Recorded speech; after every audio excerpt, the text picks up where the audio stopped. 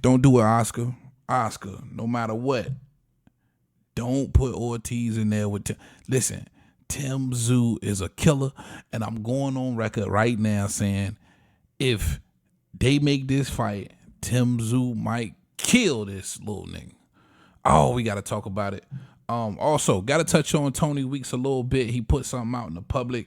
Y'all know we've been coming for that man Top. And he basically saying, look, bag off me. This is exactly how it went down. What up, YouTube? Big Tszyu, Heavy Bad Boxing TV, man. Get your big goofy ass in here and hit the bag. Hit that like button for your boy. That helps the channel. You know, I appreciate that love. Shout out my gang, man. My bag hitters who've been holding me down from day one. Y'all know the count. You know who you are. Appreciate y'all most definitely. Now, Tony Weeks. Now, of course, if you don't know, this is the referee who just had the controversial stoppage between Vergil Ortiz and Frederick Lawson. We showed you time and time again how the flurry with Lawson in the corner and the flurry from Vergil Ortiz was basically hitting nothing, right? And then steps in Tony Weeks.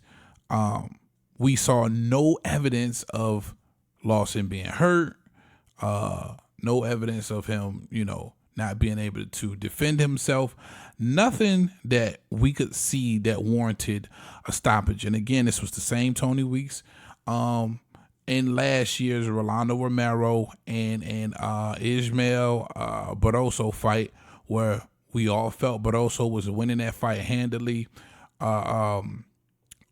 Rolly Romero got a decent little shot off, got him in the corner, threw a barrage of punches that didn't land for the most part. And here comes Tony Weeks stepping in. So I would have loved to hear his excuse for that one. I might have to go back and dig up and see, because it was a controversy surrounding that stoppage as well. But with this one, maybe the backlash got out of hand, and Tony Weeks said, listen, I got to do some damage control. So he put up this post. He says, what the public didn't know, that prior to the fight, they did a brain scan on him, speaking about Frederick Lawson, and it came up that he had an aneurysm, and they did a test again, and the same aneurysm came up. Another doctor was brought in and gave him the same examination, and he tested negative for the aneurysm. So they cleared him to fight. All right, so now I never knew if referees were privy to these type of or to this type of information. It appears that whenever a fighter doesn't clear a checkup or whatever the case may be, the referee is notified. It appears that the referee is notified of all problems that a fighter may be going through coming into a fight, because somehow, some way, Tony Weeks knew that he had been scanned, and they had found an aneurysm in Frederick Lawson, not once but twice. And he also knew that they picked a whole different doctor to do the same examination, and that doctor cleared him to fight, right? So referees, according to Tony Weeks, are privy to this information. And with knowing this information, that allowed him to step in prematurely and stop the fight. And if he was going to stop the fight at any, and you got, again, if you go back and look, Vergil Ortiz didn't really hit him with anything clean. So if you're coming into this fight knowing that you're not going to allow this fighter to get hit in the first place, maybe you protested, you do something to get this particular fighter out of there with Vergil Ortiz or whatever the case may be. You don't allow that fighter to get in the ring if, in fact, this is what you're going to do. Because at the end of the day, the fans feel like they were robbed. I feel like, I was robbed. We hadn't seen Vergil Ortiz in the ring 17 months. You finally get him in there. He barely touches Frederick Lawson, and the fight is off. It stopped in the very first round. So as a fan, you putting out this product, and, it's just not up to par, you're going to be disappointed. But you can't be mad at Tony Weeks for trying to defend himself in the middle of all of these accusations being hurled at him. It only made sense that he tried to do some type of damage control. And if this is in fact true, if the referees are privy to all of this information, I think it makes sense. But also, again, if you're not going to allow him to fight or take a hit at all in this contest, then what's the purpose, right? How do we how do we stop this or prevent this from happening in the future? Or is just all BS? Is Tony Weeks privy to this type of information? It's not like he's in the examination room with Frederick Lawson. How does he even know if a different doctor gave him the same examination? How is he privy to this information? I would like to know that. But hey, what can you do?